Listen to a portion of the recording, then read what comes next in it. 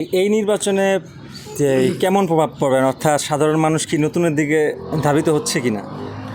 জি, আপনাকে অসংখ্য ধন্যবাদ। সাধারণ মানুষের যে মেন্টালিটি, আমি যতটুকু আমরা অ্যানালাইসিস করতে পারতেছি সেটা হচ্ছে যে মানুষ এখন সচেতন।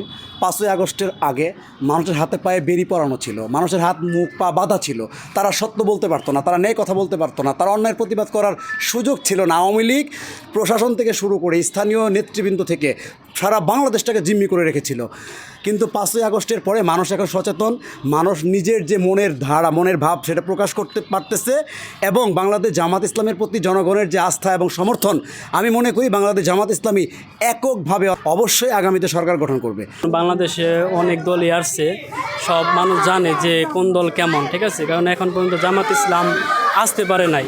এখন মানুষ সবাই মনে আগ্রহ যে আমরা সবই দল দেখছি, আমরা জামাতকে দেখতে চাই। তাই চান্দরবাসী খুব আগ্রহী যে জামাতকে ভোট দিবে এবং ইনশাল্লাহ জামাতকে জয়যুক্ত করবে।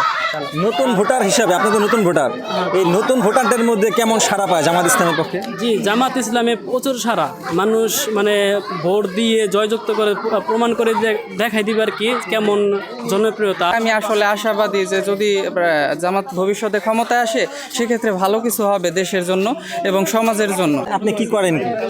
যে আমি পেশায় কনস্ট্রাকশনের কাজ করি, পেশায় রাজমিস্ত্রির কাজ করি।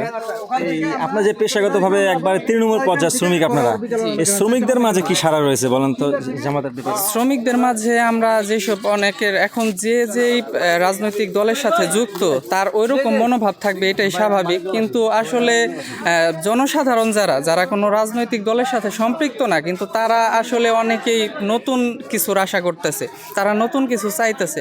তো সেই ক্ষেত্রে আমি সবার সাথে কথাবার্তা বলে যতটুকু দেখি, যারা আগের থেকে বিগত আমলে যারা আপনার হয়েছে আওয়ামী লীগ অথবা বিএনপির সাথে জড়িত ছিল, জনসাধারণ তারা তো অলরেডি জামাতের সাথে সম্পৃক্ত।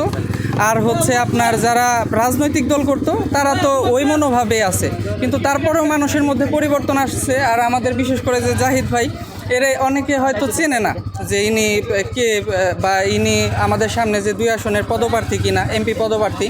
তো সেই ক্ষেত্রে আমরা চাই যে সমাজের উন্নয়নমূলক কাজ করুক, পাশাপাশি মানুষের সাথে পরিচিতিটা বাড়ুক, যাতে মানুষ জামাতের প্রতি আগ্রহী হয়। সেক্ষেত্রে জামাতকে যাতে ভোট দিয়ে জয়যুক্ত করে, এরকম একটা চিন্তাভাবনা থেকে আমি আসলে আশাবাদী।